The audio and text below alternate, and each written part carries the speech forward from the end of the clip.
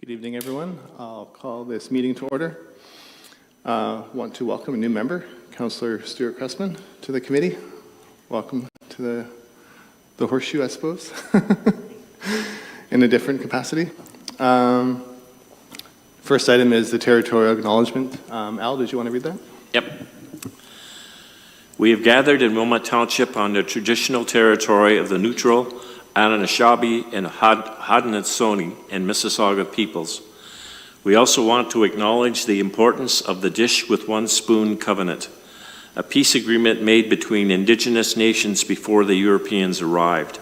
It characterizes our collective responsibility to each other and Mother Earth. We should take only what we need, leave enough for others, and keep the dish clean.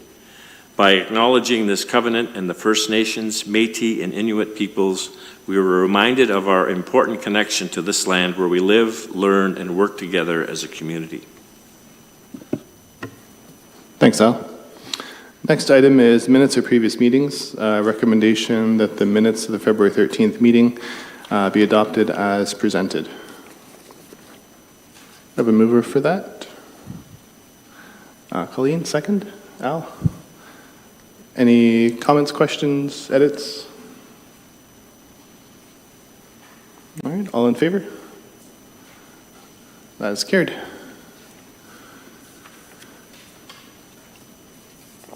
Next, disclosure of pecuniary interest under the Municipal Conflict of Interest Act. I did not receive any notice, any to declare this evening. None, okay. On to Heritage Wilmot business. First was an update on the Heritage Permit online submission portal. There is a recommendation that the committee receive report HCAC 04-24 for information purposes. Township staff, did you want to speak to that one? Okay. Yes, thank you. So just very briefly, staff did discuss kind of developing an online heritage permit portal submission back at a meeting in October of 2023.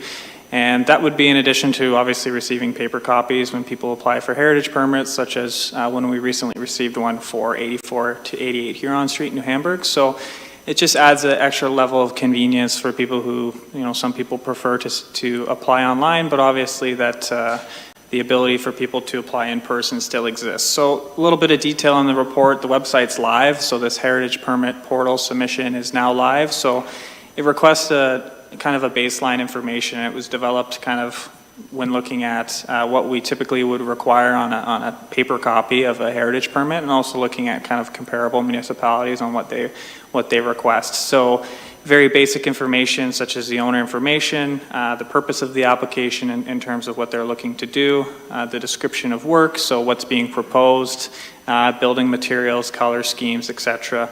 And then digital photographs of the existing building, and then a drawing or a site plan of the proposal if applicable. And then we also added a text box, so if anyone wanted to add any sort of clarifying remarks, they could do that. That way everything isn't so predefined, so if people want to add any sort of clarifying information. And then of course Development Services staff would review that, and then if there's any missing information, we'd follow up directly with the applicant. Typically, before someone would apply anyway, we'd be heavily involved in kind of a pre-consultation, so to speak, before an heritage permit's processed. So there are a lot of kind of legwork that's done behind the scenes. But then staff typically, as you know, we consolidate all that information and then bring a report to this committee for endorsement. So again, this just adds an extra layer for people who, would like to apply online potentially for these heritage permits in the future, but we're always available if people want to come into the office and do a paper copy version as well. So again, it just adds that flexibility to residents in the township. Thanks, Karen. Yeah, I had a look. I thought it was good, easy to follow, and I think should be useful for people. Any comments, questions from the committee? Yvonne? I just found it hard to find. If you go in and you try and use the search box and use keywords,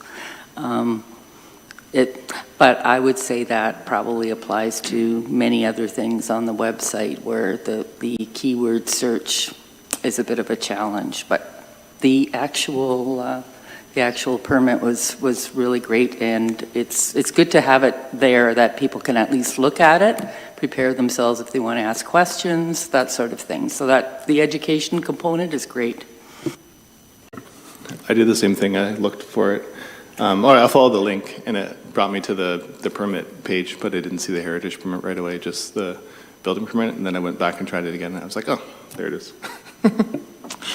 Yeah, and we'll definitely take those comments into consideration, try and make it easier to find. The idea is it's hosted by our building permits page, so you're redirected to the permits page so that it's a central portal for all permits. So building permits, sometimes they're tied to heritage permits, so it's centralized in that building permits page, but the way to get there directly is, yeah, through Heritage Wilmot's website, of course, and then you're redirected. So certainly we'll take those comments into consideration, try and make it easier to find, kind of if you're going behind the back pages on there. Great. Any other comments or questions? All right. There's recommendation to receive the report for information purposes. Could I have a mover for that? Al? Second, Susan? Any final questions? All in favor? That is carried. Item 5.2, we had Heritage Day 2024 debrief.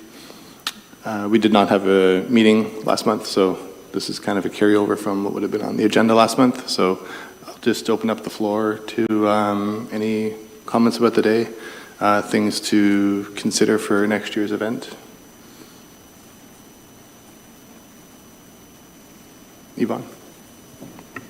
One of the things that I missed that I always enjoyed at previous Heritage Days was when we had some sort of a gathering where we used to give awards, right? That was one of the things. And I'm not necessarily suggesting that we go back to doing that, but having the opportunity to have, some sort of a presentation or just a reason for people to sort of gather rather than, everyone's wandering around.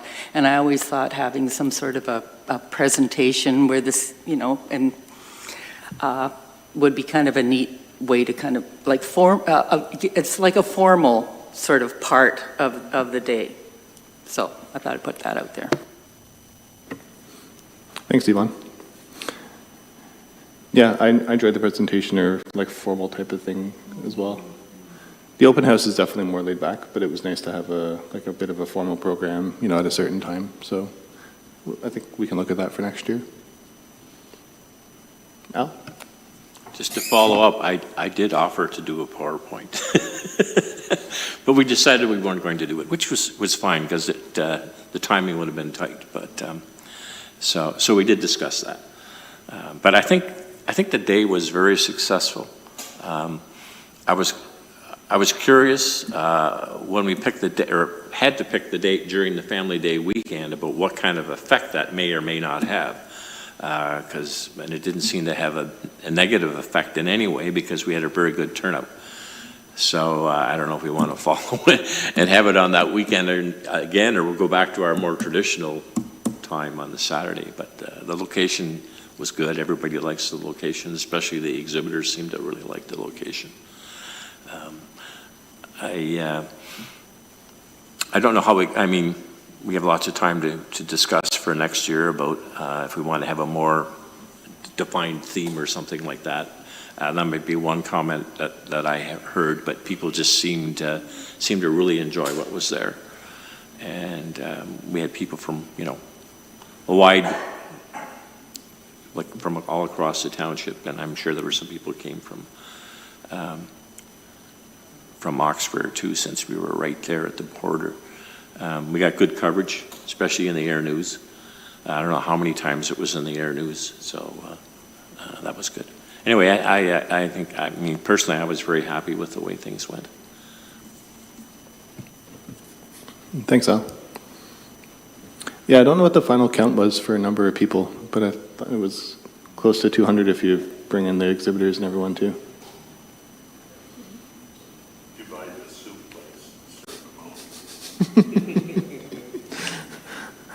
I think the food definitely was a positive, so we should do that again next year, whatever we do. Yeah, they have to make more soup.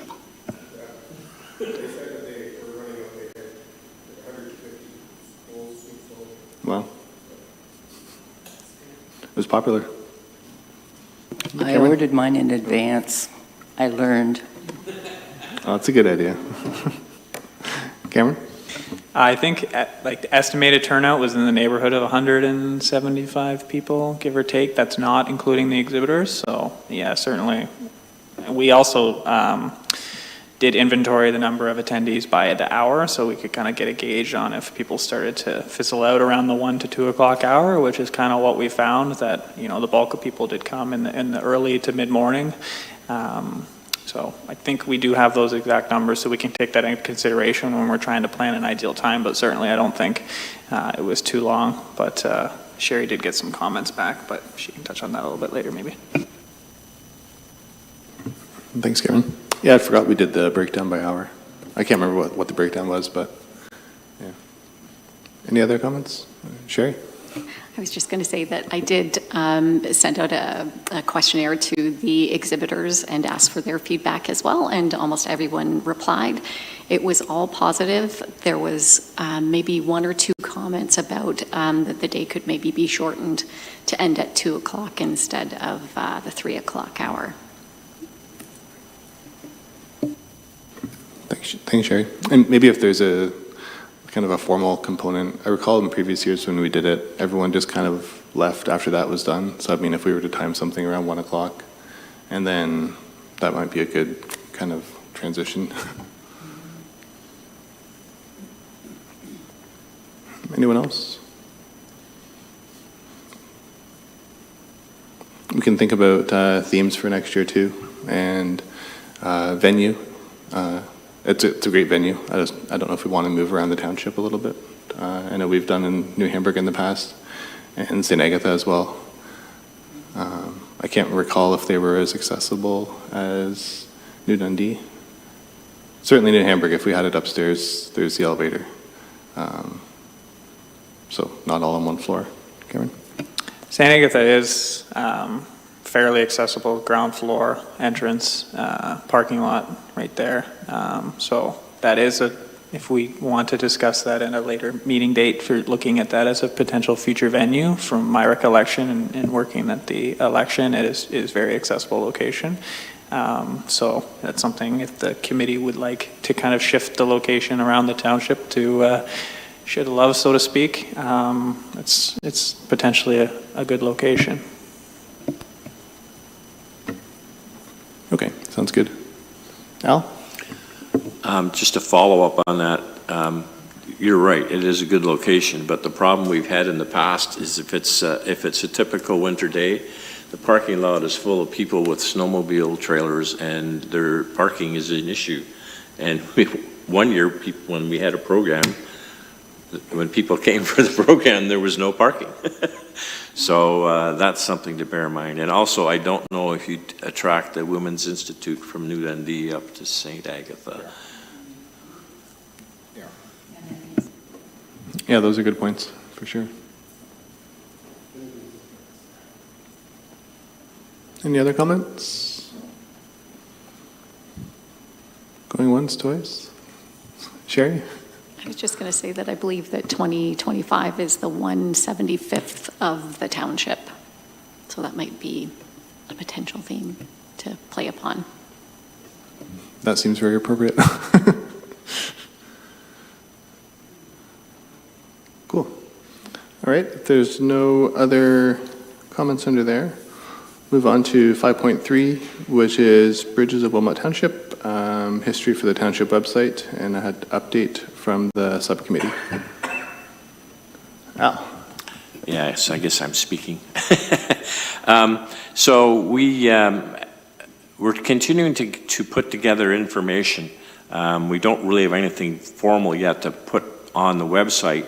I did get some response to the article I wrote in the Gazette on the truss bridges of Hayesville from a couple of people. One person in particular And that individual has shared photos of truss bridges with me.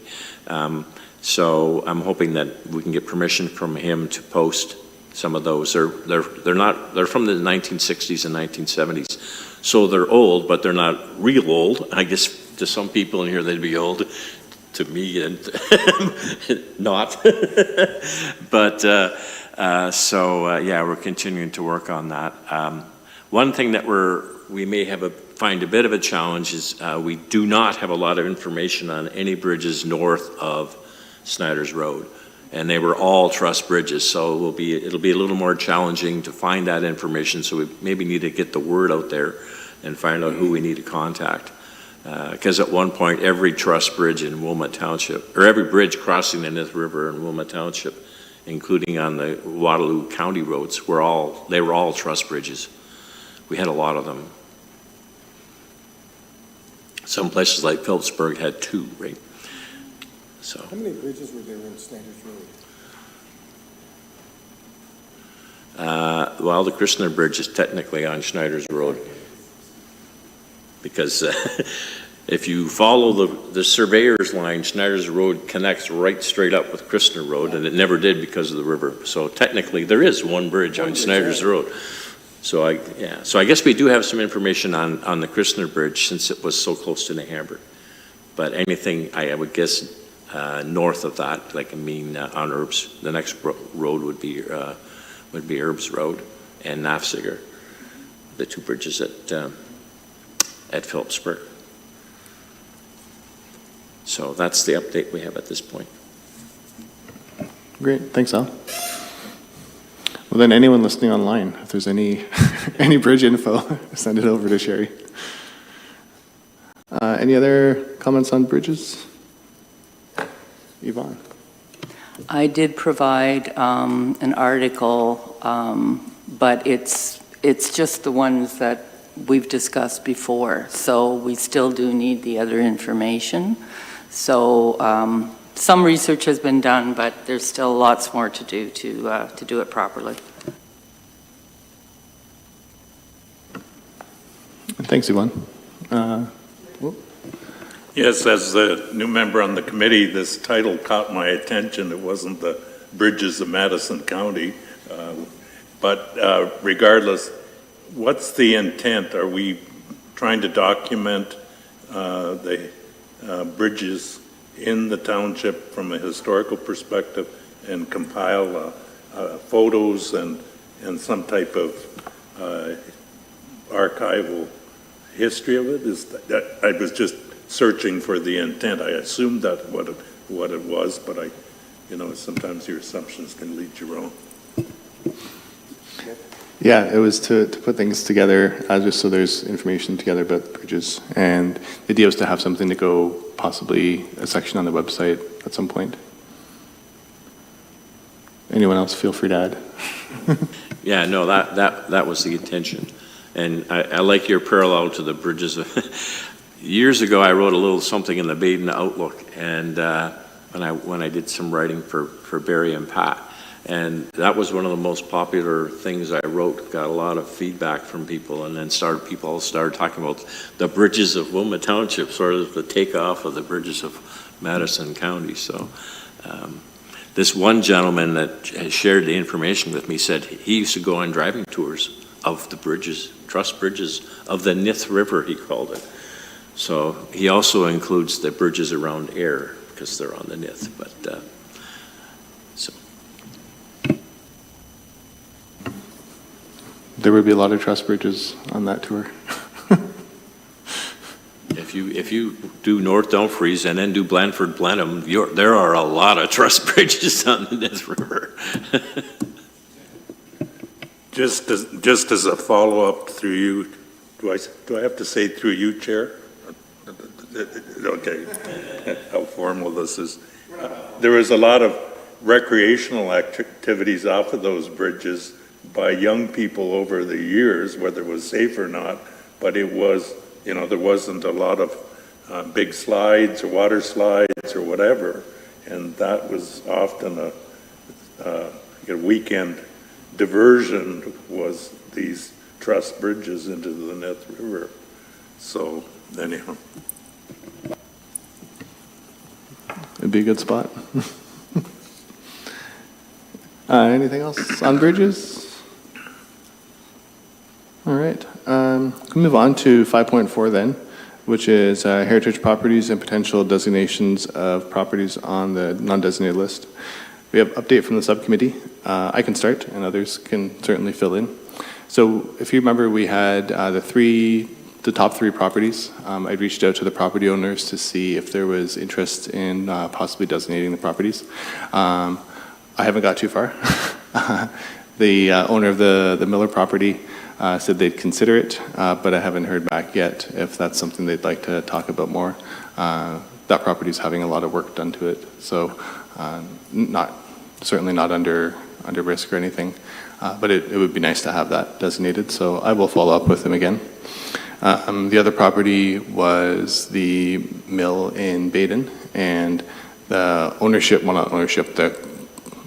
two gentlemen who were involved, they've since retired, so there's new contacts for the mill, and I've reached out to them, but I haven't had any traction yet, so I think that's one still worth pursuing. It certainly was of interest to the committee and council when we had the property next door a few years ago, so I'll continue to pursue that. And then I did hear back from the owner of Angie's, who is committed to retaining the history of the property. There's some renovations and some work planned, but she was certainly committed to conserving it, but wasn't necessarily interested in designating the property. So lines of communication are open, so we can certainly be in touch. So I think having settled that, it probably makes sense to keep going down the list and see if any of maybe the next three properties, there might be interest in those. And I pulled the notes from our other meeting just so I had the list of properties handy. So I believe the next three properties would be the Shrine of Sorrowful Mother Church. That was the fifth one. The Hunsberger Schmidt House, or the 1908 house down Snyder's Road here. The property was previously under threat, but now it's been renovated and there's a new house on either side of it. Again, it might be a nice one to have designated. And then the next one was the Hilburn General Store, just here in Baden, which would be timely because I believe that building is for sale again or still. So that was my thoughts, just to move down and go to the next three properties. But happy to hear what anyone else thinks. Is there any other update from the committee you'd like me to share?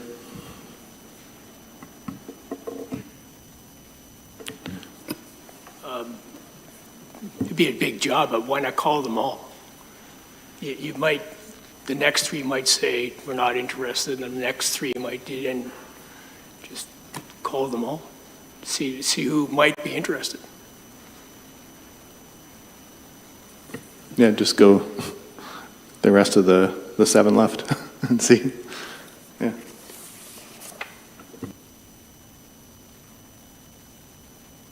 I like that idea. Yvonne? I think that's an excellent idea because, the response that we've received from the three that you've contacted has been kind of lukewarm at best. They're supportive, but not supportive enough to actually move forward with anything. So if we can find out and maybe evaluate which are our best bets, and then they can maybe rise to the top, and then we'll be more clear, because it would be really good if we managed to move forward with something for designation. Yeah, I agree. And I know we wanted to do the top three because they were the top three, and we didn't necessarily want to have a whole bunch of properties that said, yeah, this is great, and not being able to do it. But I think that makes sense. Just contact everyone and see what happens. Mel? So when you call, what's your sales pitch? What is the benefit or the enticing them to say yes? So far, it's been email communications, and I've been providing the info sheet that we put together as a committee to go along with it, and then just a short introductory email to go with it, and then offer to have a meeting to go over things. That's been the approach so far. Is there any benefit for someone to say, yeah, that's a really good idea, I can use it for bragging rights? If somebody's going to turn something into an inn, they could say, oh, this is a heritage building, a bed and breakfast or whatever. So what's the benefit, the hook? Well, when the region has funding again, definitely that would be a good hook. I know the funding is not available yet, but that used to be a hook in the past. And certainly, I mean, like you said, if you're using a property for something else, you can say it's a designated heritage property. So there's kind of the pride of having it designated. And then that also ensures conservation of the building going forward. That was kind of why we put together the little, the sheet that had the kind of facts and myths and things like that. I can't remember them all off the top of my head right now, what we had in there. Anyone else, if you had any? Al? I was just going to, you just sort of took my fire away from me, but I was going to say the fact that if you do work on your property and it is designated, it gives it protection and it makes all the work that you've put into the project much more worthwhile and gives it, gives you the knowledge that it's going to remain, or if anyone else wants to come along and make substantial changes to it, it's going to be extremely difficult to do so. So that was always the, way back a number of years ago when there was the Edifice magazine was published, which was a old home magazine for Canada. The publisher, Chris Cooper, used to always tell people that own these old buildings, he says, you know, go ahead, go to your local heritage committee and have it designated. He says, reward yourself for all the work you've put into your property. And so I think that's something that, you know, we should be pointing out to people for them to bear in mind. Yeah, the conservation for future caretakers of the property is definitely a good one, and I like that, rewarding for the work you've done.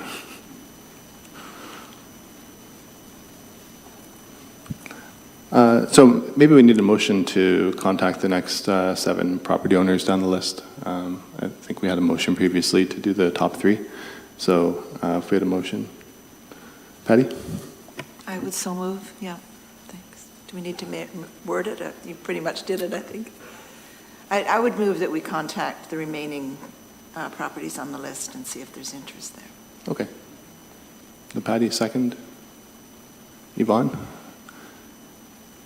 Any other questions, comments? All in favor? All right, that is carried. So I'll make initial contact, and then perhaps then other subcommittee members as well. We can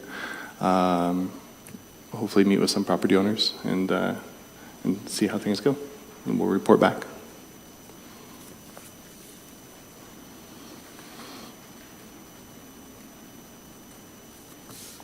Excellent. Shuffle my papers around. Next one we had 5.5, which was the Register of Non-Designated Properties. And have a discussion on the status of the current list and future implications as a result of Bill 23. Township staff, was there anything you wanted to update on that? I can speak a bit to the status of the act, just based on knowledge, but I'll let you go first, Cameron. Sure. Yeah, I mean, this is a natural segue. That's why it was put in this part of the agenda, just because now we're talking about in terms of the importance of moving down the list and trying to get some of these properties that we've identified to have heritage value as potentially designating them.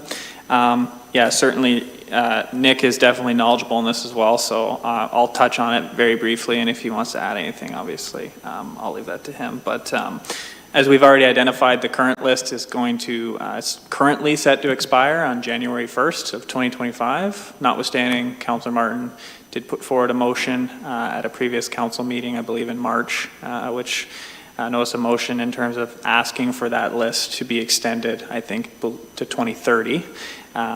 Unsure of the status on that, because that's obviously at a provincial level. But it is important to highlight that we're essentially working against a ticking clock here with January 1st, 2025 kind of rapidly approaching. And I think it's important really to highlight that, the non-designated list obviously does provide a little bit of protection against demolitions, but, designating these buildings that the committee feels are of significant historical importance is definitely important because prevents against other things like external modifications to the facade and things like that, which has occurred on other properties without any sort of township involvement. Just in terms of what's next, because I'm sure that's a question, what are we going to do following if this list does cease to exist January 1st of 2025? We've already kind of identified in terms of what the next steps we're going to be taking. And really, in the short term, we want to be taking all these properties that are on the current non-designated list, and we're going to create an internal inventory of all them. So that information by no means is going to be thrown out, and all the hard work that certain committee members have done on creating that list, past and present.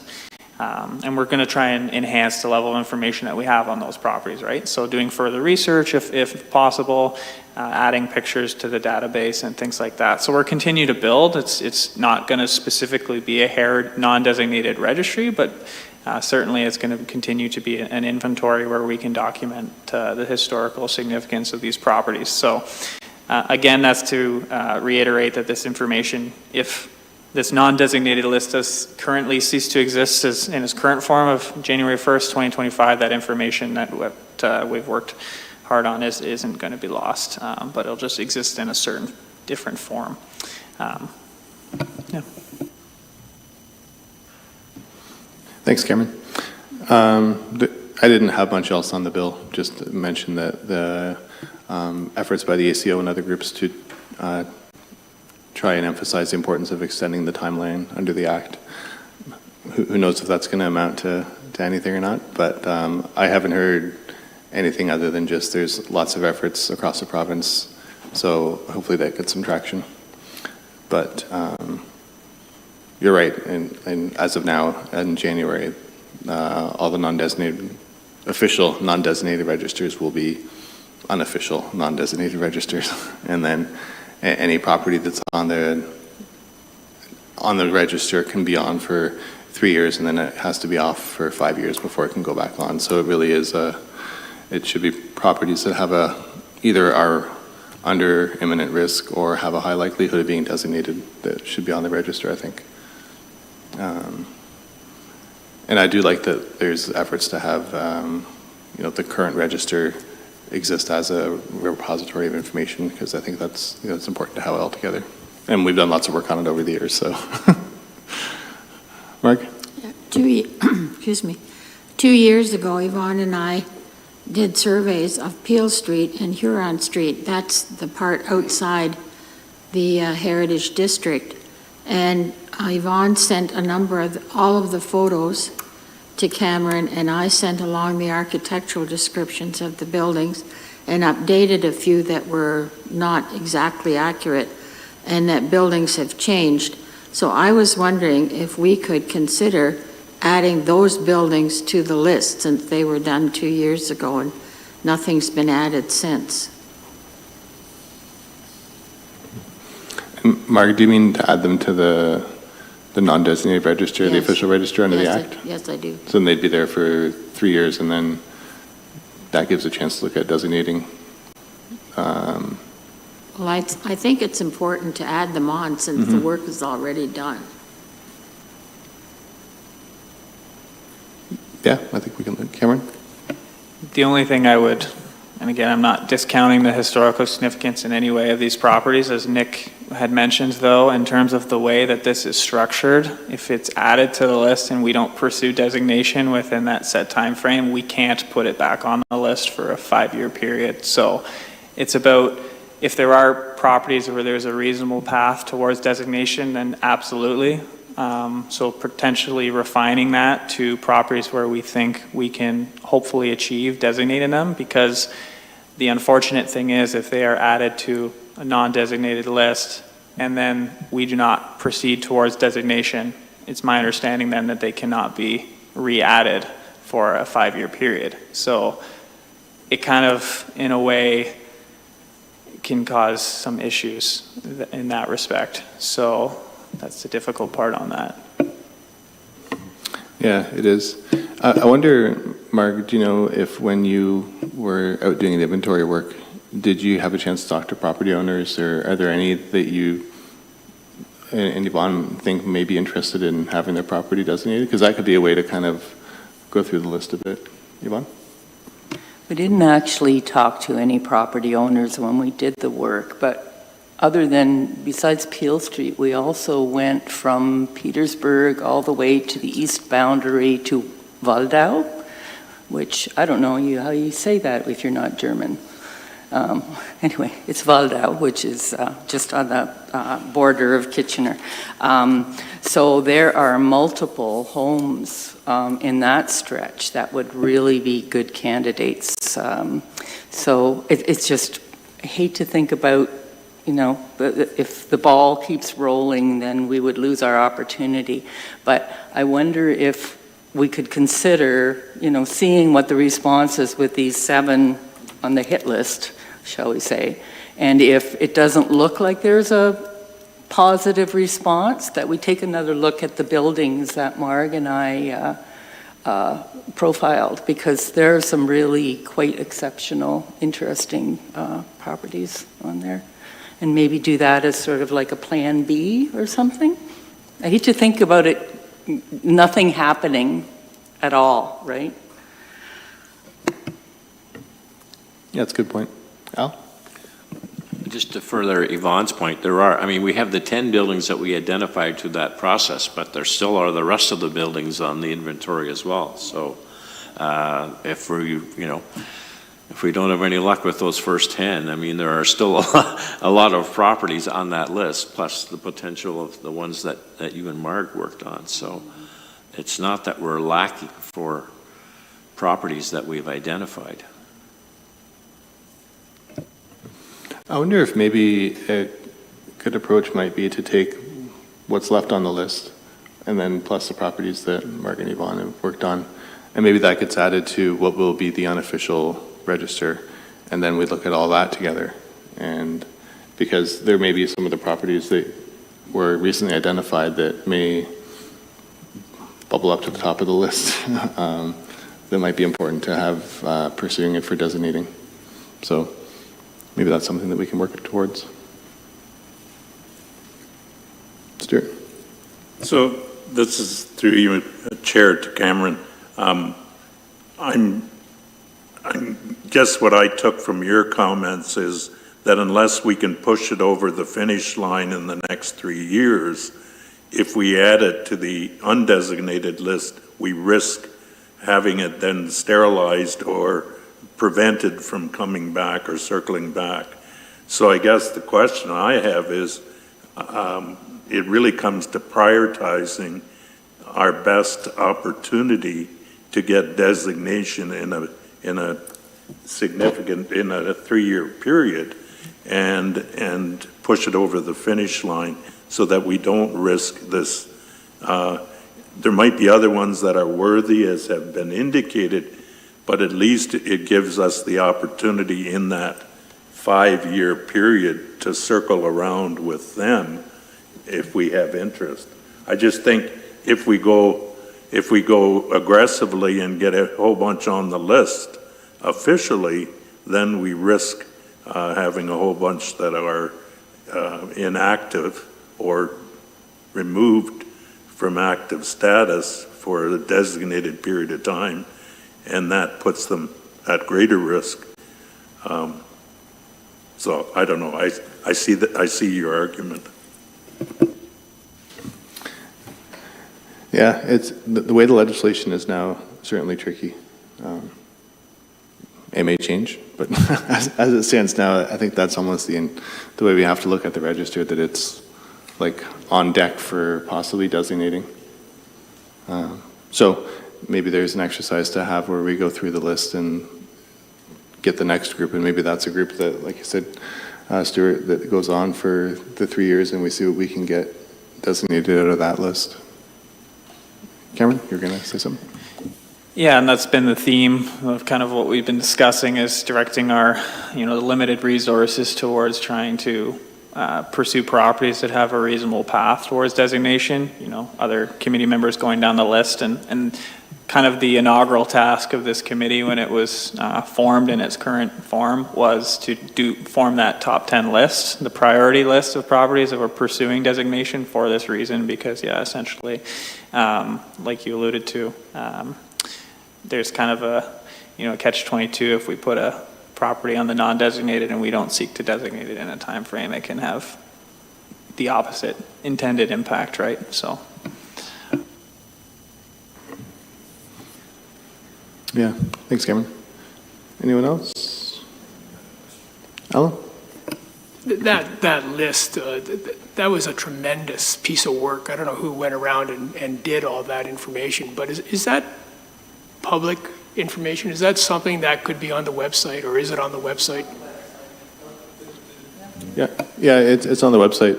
Oh, okay. It was certainly a big team effort. I it's think huge. everyone on the committee had a part in it.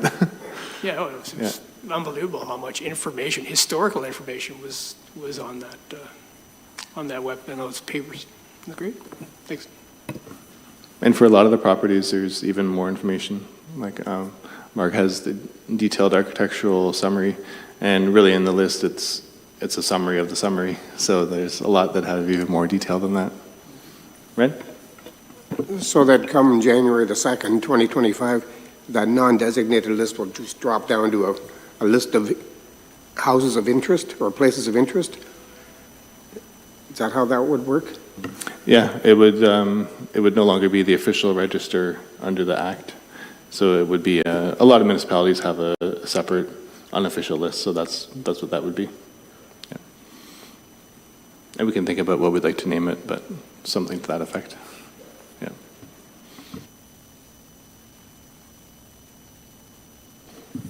Stuart. This may be obvious, a statement of the obvious, but there's other municipalities that have passed a similar resolution that Wilmot passed. So that doesn't mean we'll be successful, but at least we're not alone in banging the drum on this one. That's true. I don't know how many municipalities have done it, but I would estimate dozens, maybe more. And I know the ACO, the Architectural Conservancy, they've been working on the government too to see what they can get. So we'll see. Maybe everything will change in a few months. But currently, I think that's how we need to look at it. So maybe as an action item, it might make sense to take the properties that were done and format the register so they're added, and then when it is not an official register, then it's all there. And then we look at some properties to, maybe there are some that move forward to be on the register officially come January. Yvonne?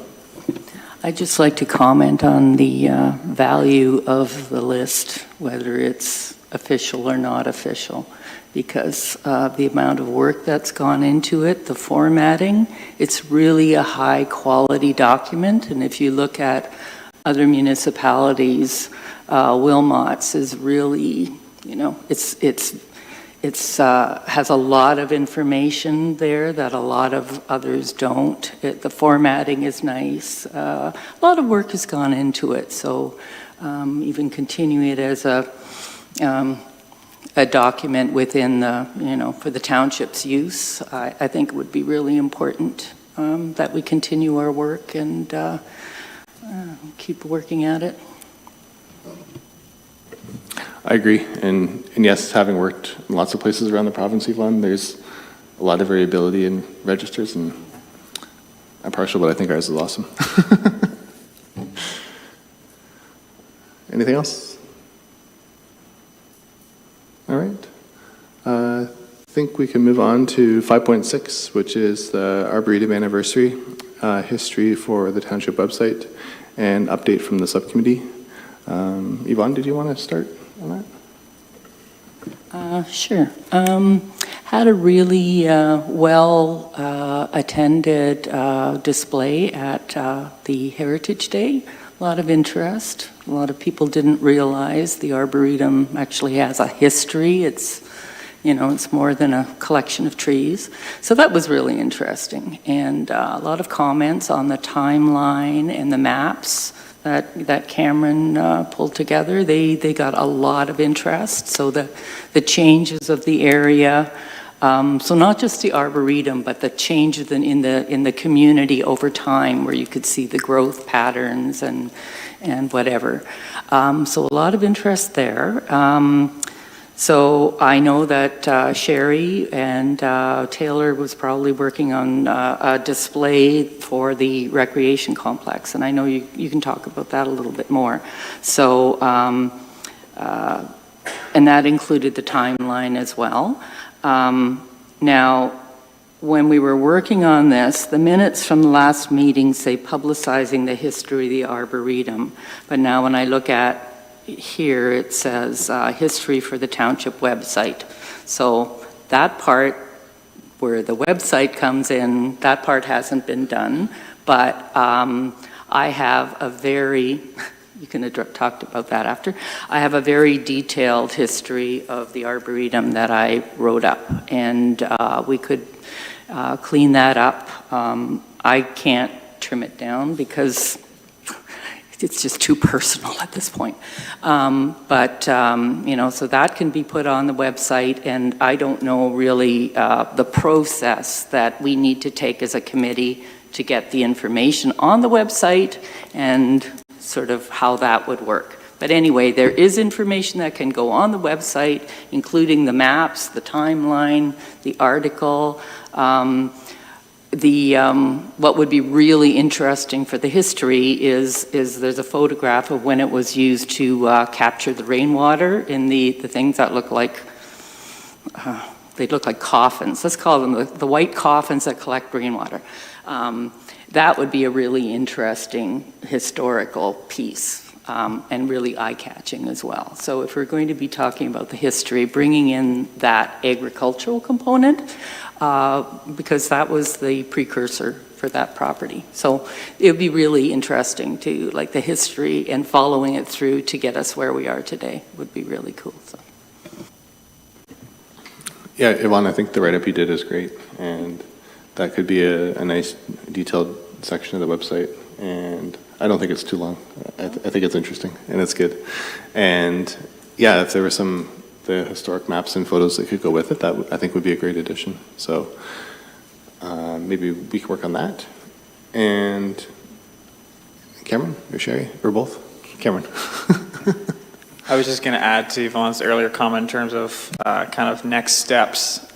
If I'm not mistaken, where it left off was kind of the subcommittee peer reviewing the detailed work that you had done in terms of the wording. I'm not sure if that's occurred yet, and then the next step would be, basically we can edit and tweak things like that, but obviously if it's been peer reviewed by the whole subcommittee, we probably wouldn't need to do much, and then getting it actually on the website. So that's kind of where it left off. I'm not sure if that's occurred yet. I was part of the one subcommittee meeting just for the kind of the inaugural getting things going, but that's kind of where it left off, is having the subcommittee kind of review the work that Yvonne has done so far, and then getting that ready for the website through additional graphics and things that we can help with, and we can obviously help with the formatting and stuff too.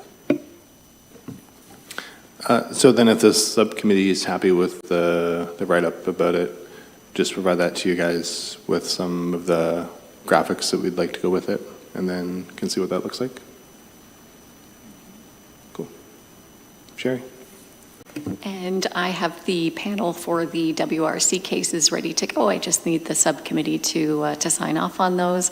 But it's Yvonne's wonderful timeline along with some of the photos as well. So we can get that done probably within the next week and get that printed and on display. Excellent. That'll be well timed for the anniversary. So Sherry, then I guess when that's ready, you could send it to the subcommittee to take a look at too. Yes, I'll send it tomorrow. Awesome. Great. Anything else on Arboretum? I guess I could just ask if is there anything you need from us as staff to the subcommittee on the Arboretum? Is there anything that we can assist with in terms of graphics? Just let us know. Happy to add anything to there, but certainly we're excited to get that on the website and get that history up there. Great. Thanks, Cameron. All right. If nothing else, we can move on to item number 6, Council Kilbride Business Activity Update. Recommendation that the committee receive report HCAC 05-24 for information purposes. Sherry, did you want to speak to that report? Thank you very much. Hopefully you've had a chance to read the activities from February and March. I'll keep this really brief because there's just one thing that I'd really like to highlight, which is the Fabled exhibit, which has been installed, and it's a partnership with the Stratford Festival Archives. They've co-curated with us. We took the childhood books of Laura Louise Livingston, and they paired it with costumes from their collection, and it is absolutely fabulous. So the official launch is in May on Laura Louise's birthday, but we've had a preview, and we had one of the best March breaks that we've ever had, and almost everyone coming through the door was here to see that exhibit. So I'm excited for the year ahead. We also met with staff plus Colleen, who's our our event planning expert, and put in a list of all of our events for the year. And to pair with the Fabled exhibit, we're going to be doing something called Storybook Days, where we will have a special character that comes to greet the families, either singing songs or reading stories. And in October, we're going to have a Peter Pan pet parade, and then we're going to have Father Christmas at Christmas time as well. And that's just going to be paired with our traditional events like the summer concert series, which we've booked all of the entertainment, and there are 11 concerts this summer. And plus our tea and tour, which instead of being the 20s tea and tour, we're doing the Queen of Tarts tea and tour to match with Alice Through the Looking Glass, which we have in our dining room. So does anybody have any questions or comments or suggestions? My comment was going to be that you guys have been super busy. I looked at the numbers, and that's it. It's a big jump. So that's great. It's been great. Yeah, it was quite surprising. And we're also now doing something new where we're keeping stats on where people have come from, how they've heard about us, and if they knew about the exhibit to begin with. So that's going to be nice information to have and compile. Cool. So then you know if people came, like you said, to see the specific exhibit or just out and about and checking things out. Cool. Exactly. Yeah. Excellent. Any other comments, questions? Ren? As I drove in the driveway, I saw the gazebo out there. It's starting to get beat up a little bit. Is that something on your agenda? Or is that the township that takes care of that? That is actually through the department that I'm under, Community Services, and I know that there has been quite a few conversations around the gazebo and improving it and finding out, yeah. Because I know the high school kids, they kick the crap out of that all the time, and again, it just takes upkeep, you know. Exactly, and trust me when I say that facilities are on that continually, and I think it's becoming something that's becoming quite exhausting to continually care for. But there's nothing in the plans right at the moment. Is there painting? Is that a regular Oh, basis thing? yes, they do yearly painting. Okay. Mm-hmm. Yes. Great. Thanks, Ren. And Sherry? Anything else? All right. We can move on to number 7, which is announcements, info sharing, or items for our next meeting. I'll just kind of go around the table. Anyone have anything they'd like to add?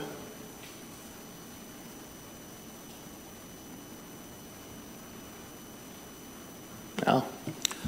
I'm not too sure how to phrase this, but I mean, with all the speculation that's going on in the world of Wilmot Township.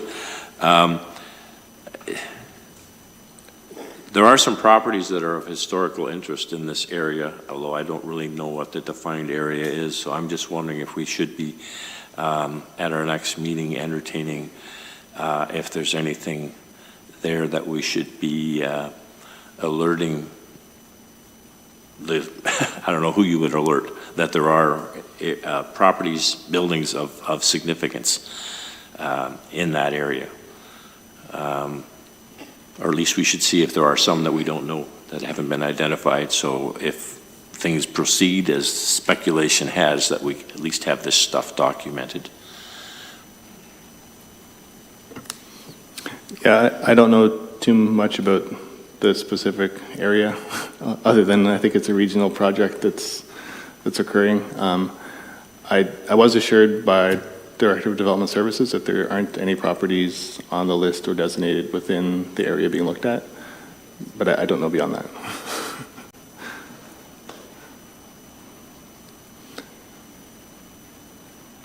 And I suppose if there's anything more concrete that comes out, then that would make sense to take a look at it by the committee, I think.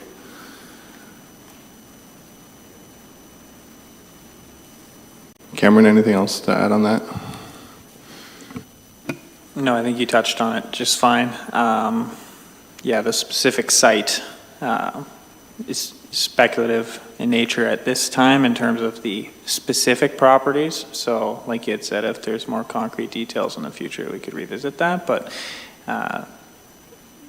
Director of Development Services has indicated that there's none of the properties are on the non-designated list or on the or designated properties for that matter either. So. Okay. Ren? And even if they're not on any list, if there is any changes in those properties, we should maybe be given the chance to document what was there, be it pictures or whatever, before if it is taken down. That would make sense to me. Yeah. Anyone else? Announcements? I don't know if any events coming up. I know there's a Heritage Conference in, I can't remember the weekend. It's coming up in a couple months though, and it's in Gravenhurst this year, the Ontario Heritage Conference. You can go on the Seguin. That's right. I did that once. It's a great, if you ever have a chance to do it and you're up in Gravenhurst, book a trip on the Seguin. It's one of the last steam cruise ships operating in North America, I think. It's quite fascinating. Nice slow trip. I saw it once when it was docked, and it was like just after it had been restored.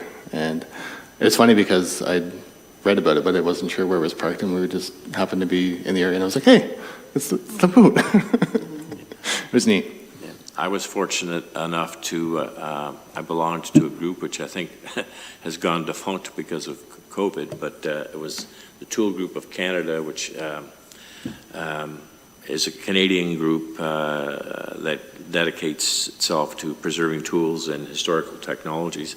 And that group, for our outing, we had a cruise on the Seguin, and we had it all to ourselves. And so they took us right down. You can get right down in there and watch the guys shovel the coal, and it was the whole 9 yards. It was quite fascinating. And they also have the center where you can go and learn about all the other cruise ships that operated in Muskoka, because there was a lot of them, because that's how the cottagers got around. Very cool. And how people got to all the inns and resorts that used to be operating all around the lakes. Any other, Sherry? I just wanted to take a moment to acknowledge the passing of Ernie Ritz back in March. Not only was he an integral figure for the Township of Wilmot, being the very first mayor, he also helped to establish the archives here and became a very dear friend to the castle and all things heritage. So we will miss him, and there actually hasn't been a day that that's passed that I haven't run across something that was from him or that he donated or that has to do with his history. So we will certainly miss Ernie. Yes, thank you, Sherry. I agree. Certainly big loss for the community. Very iconic figure. Yeah. Al? Thank you for bringing that up, Sherry. I should have thought of that myself. I mean, I've posted this on a Facebook post. Ernie was a very special friend to me. He was a mentor. He is the one that encouraged me to come on this committee back in 1988. And then he encouraged me to run in the municipal election, which I did, and I served 2 terms around this horseshoe and 1 in New Hamburg. So we shared a lot of common interests, worked on a lot of projects together, small ones and big ones, the biggest one being the Heritage Conservation District. Ernie chaired the subcommittee, and he and I worked hand in hand for years before we even started the study. There was so much work went into that, and he was always an integral part of that. Served on this committee, was involved with the road naming aspect, and it just goes on and on and on with the accomplishments and the things that he did. And he never asked for anything in exchange. I nominated him for 1 or 2 awards, which he very deservedly received. But I don't think there's enough awards and accolades that you can give to someone like Ernie. And as to top it all off, as Susan and Sherry and I were talking about before the meeting started, we were at Ernie's funeral last Friday, which the family decided to hold on what would have been his 99th birthday. And his granddaughter, Stacy Rich, gave a very moving eulogy about her grandfather and talked about his interest in astrology. And they gave us all glasses to view the eclipse. So yesterday, Tammy and I sat at the end of our driveway thinking of Ernie the whole time. We would not have had glasses if we wouldn't have gone there. And we watched the spectacular eclipse and remarked how Stacy said that the weather forecast did not look good, but she was sure Ernie was going to be able to pull some strings, and he sure did, because at 2 o'clock the skies opened up. And so I will personally miss Ernie very, very much every day. Thanks, Al. Well said. Anything else? Well, I think that does it for our agenda. Next meeting, May 14th, 7 o'clock. Motion to adjourn? We are adjourned.